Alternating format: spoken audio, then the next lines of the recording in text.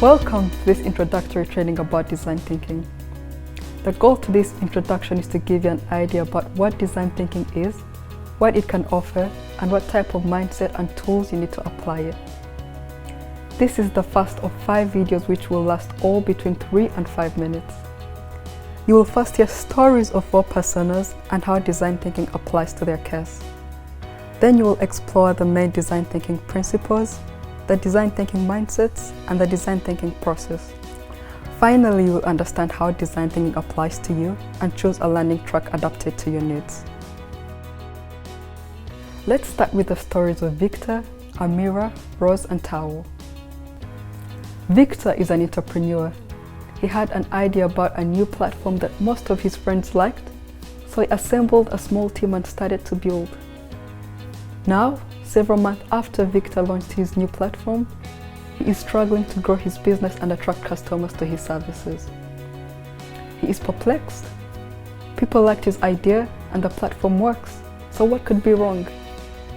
Victor is worried he will have to shut down the platform and send his team home.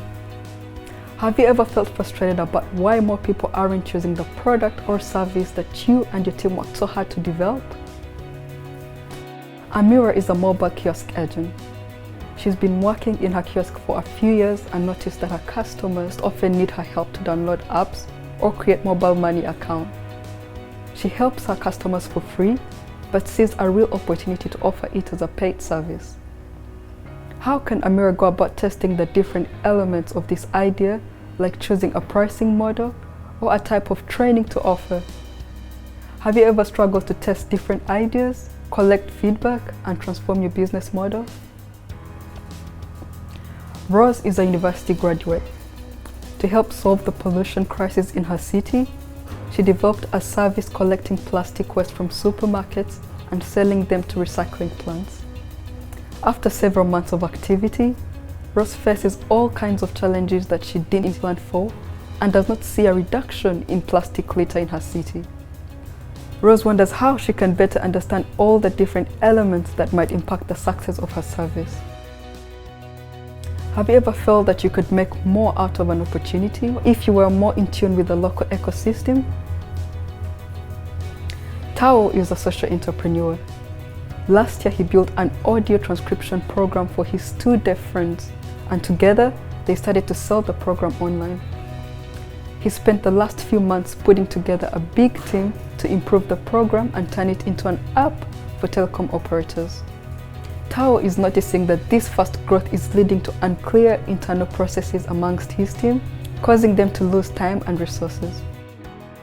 Have you ever wanted to build a shared understanding within your team and have a clear decision-making process? If the stories of Victor, Amira, Rose, and Tao sound familiar, keep watching and learn how design thinking could help you solve similar challenges within your business. Design thinking is not a new concept. You may already be familiar or have experienced some of its elements in your work.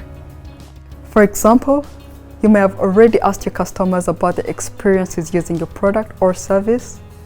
You might have brainstormed innovative solutions to solve your customers' problems, or tested unfinished features to your solutions to see if they worked. These are all design thinking activities. Design thinking can add value to all sorts of organizations. For example, in a recent study, IBM found that by upskilling their staff to practice design thinking, they were able to go to market twice as fast as they normally would.